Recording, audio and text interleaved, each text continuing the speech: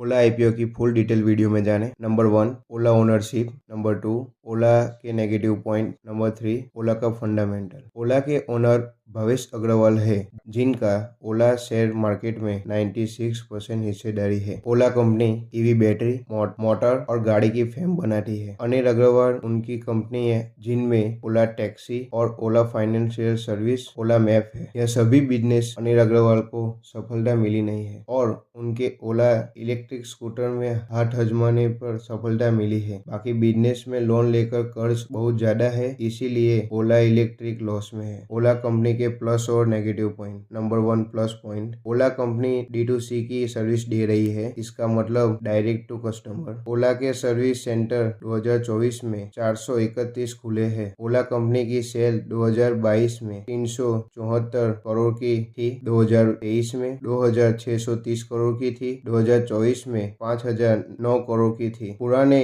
2024 में 764 charging station बनाए हैं। नंबर 2, ओला की नेगेटिव पॉइंट। ओला कंपनी को लॉस से टैक्स 2022 में 784 करोड़ का, 2023 में 1472 करोड़ का, 2024 में 1158 करोड़ का ईयरली बढ़ रहा है। ओला कंपनी ने लोन की डिमांड 30 जून 2024 को 776 करोड़ की थी। ऑलरेडी लोन 2674 करोड़ की ले चुकी है। ओला कंपनी के फंडामेंटल। ओला कंपनी का FY24 में कंपनी का मार्केट शेयर 35% का था। ओला कंपनी का FY24 में कंपनी का मार्केट शेयर 35% का था। कंपनी अभी भी लॉस में है। कंपनी का रेवेन्यू अर्ली बढ़ रहा है, पर लॉस भी इतना ही बढ़ रहा है। कंपनी ने RHP रिपोर्ट में खुद बताया था कि कंपनी कब प्रॉफिट में आएगी वो मालूम नहीं है।